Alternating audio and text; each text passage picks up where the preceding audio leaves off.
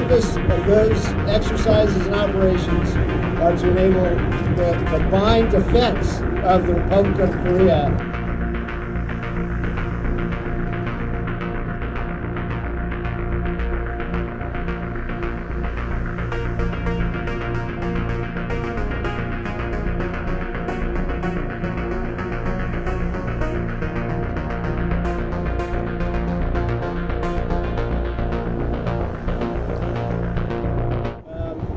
Whether we had any interaction with North Koreans, we had no interaction with any North Korean forces at any point during this exercise.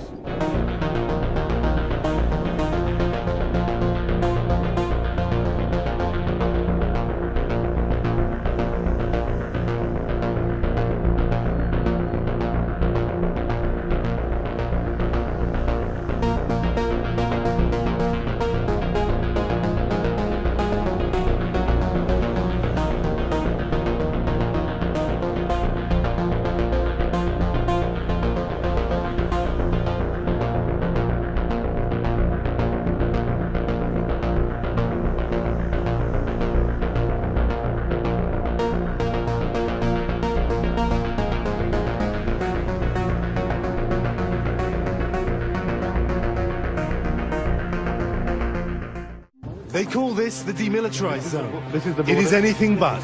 Every day, these North Korean troops stare down their American and South Korean counterparts.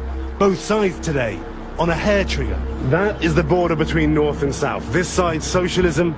There is where the capitalist world begins. And we're not allowed to stay here for very long. North Korea's Vice Foreign Minister tells NBC News, quote, President Trump's rhetoric is taking them to the brink of war. And our exchange with a North Korean lieutenant colonel reveals why the two sides, so close at this border, are so far apart. What do you think of President Trump? Trump is mentally ill, the guard tells me, and if there is a war with America, we will win. In this closed-off country, the people are hard to read. Some officials we spoke to still hope for peace. All seem braced for war.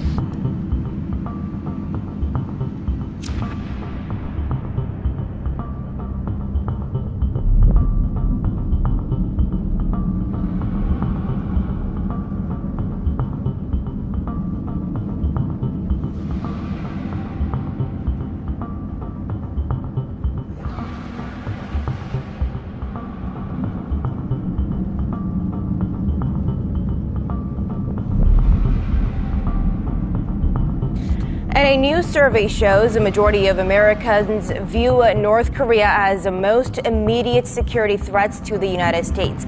According to the latest poll from the NBC News and SurveyMonkey, 54% of all Americans cited North Korea as the greatest threat to their country, followed by the Islamic State group at 28%. Most Americans desired a diplomatic solution rather than the use of military force, with around two-thirds of the respondents favoring diplomacy.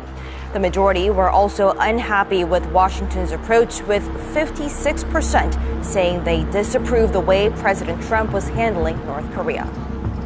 It's been revealed North Korea has sent a letter to the Australian Parliament demonising the US. Political reporter Olivia Leeming is in Canberra for us this morning. Good morning, Olivia. This is an unprecedented step. It is, Jodie. This is the first time that an Australian government has ever received a letter directly from North Korea. And it's understood from Fairfax papers this morning that this letter was sent to Foreign Minister Julie Bishop from North Korea's Foreign Affairs Committee, and that it was sent via our embassy in Jakarta. And the letter urges Australia to turn away from the United States. It lashes out at Donald Trump, saying he's trying to drive the world to nuclear disaster, and that it would be a big miscalculation to think that Trump could bring North Korea to its knees through a nuclear war threat. Now, the government sees this as a sign that the international pressure on North Korea, particularly through economic sanctions, is in fact working, that it's growing desperate and trying to divide the international community. And some experts say that it's effectively an invitation to send an international delegation, that it's an offer there. But this letter was sent before Julie Bishop visited South Korea Korea earlier this month, and we know that infuriated the North. It went on to say that if Australia continues to align with South Korea and the US, that we won't be able to avoid disaster. Jody? Very interesting. Okay, thanks, Olivia.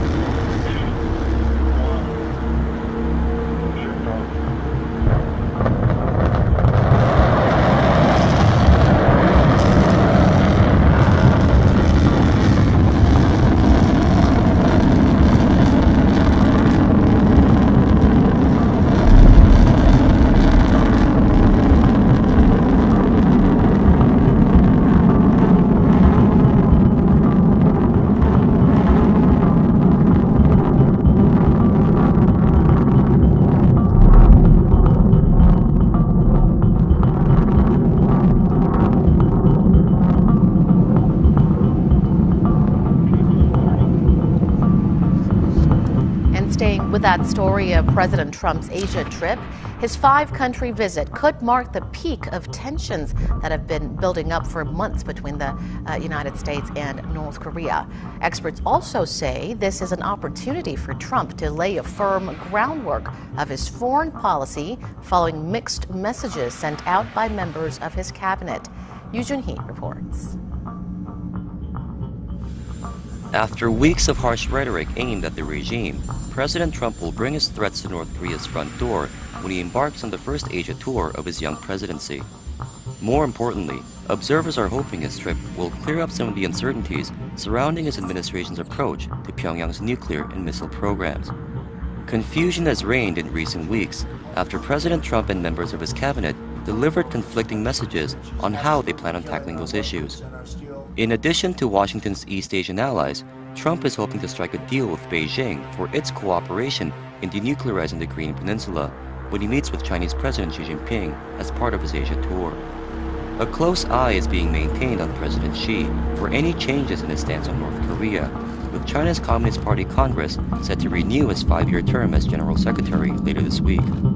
Economic agendas will also be on the table, with President Trump likely to see concessions over the South Korea-US free trade deal, as well as his trade with China. He could also face challenging questions on why he pulled the US out of the 12-nation Trans-Pacific Partnership Agreement and how he plans on creating an alternative trade framework. These issues will likely come to the forefront when President Trump attends a pair of regional forums, namely the APEC Summit in Vietnam and the ASEAN Plus 3 meeting in the Philippines, to wrap up his week-long visit to Asia.